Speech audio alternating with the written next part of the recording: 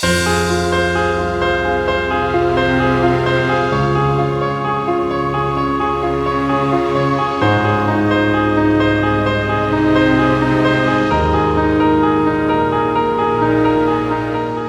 amputees from the Philippine Accessible Disability Services or PADS Dragon Team have finally received their new prosthetic legs from the Office of the President. This was promised to them during their courtesy call in Malacanang after they won 4 gold medals at the 14th IDBF World Dragon Boat Championship held in Pattaya, Thailand last August 20 to 25, 2019. Started as a rehab program lang sa mga athletes until such time na kita nato sa lagi sa mundo na maybe po makuha nato ang mga ipangandoy sa mga PWD.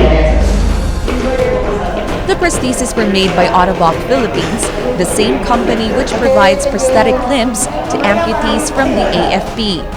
The recipients underwent a month-long training first before the official turnover of their prostheses. Napakaswerte po ng Dragon Boat team natin kasi isa sa mga ibinigay po sa kanilang product of Autoboc, ang isa sa mga pinaka-high-tech prostheses, which is the Genium X3, na provide po namin para sa mga above knee patient. So, apat po sa kanila ang naka-receive ng Genium X3.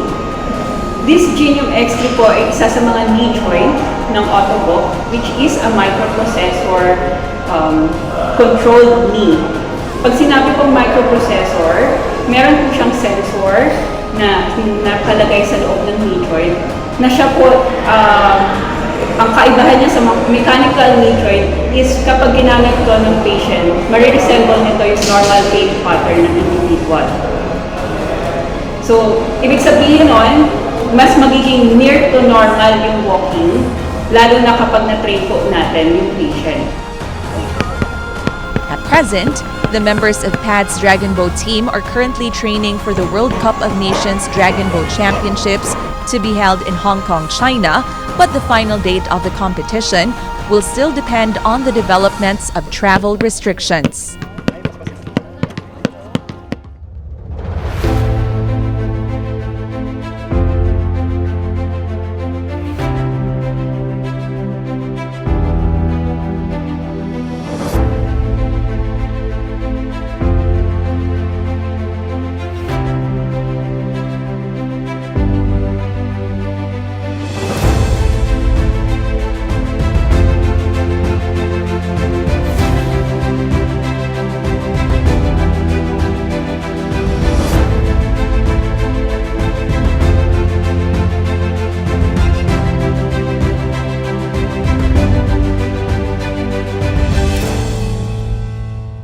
To commemorate the circumnavigation of Ferdinand Magellan's fleet 500 years ago, the Spanish naval training ship Juan Sebastian Elcano has arrived in Cebu City last March 20 in a goodwill port call.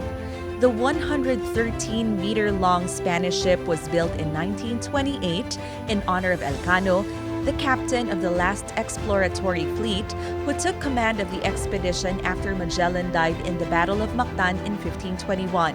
The ship left Spain last October 2020 to retrace the circumnavigation route. When it arrived in Cebu, it was welcomed by Philippine Coast Guard and Navy ships at the Mactan Channel and docked at the Cebu International Port, where a short ceremony was held by the Cebu City government with a sinulog performance by dancers from the Lumad Basakanon.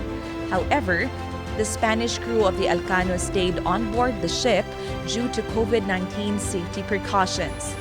Cebu City officials clarified that the event is not aimed to celebrate the discovery of the Philippines, but to raise awareness on our pre-colonial history and to acknowledge humanity's achievement of encircling the planet for the first time.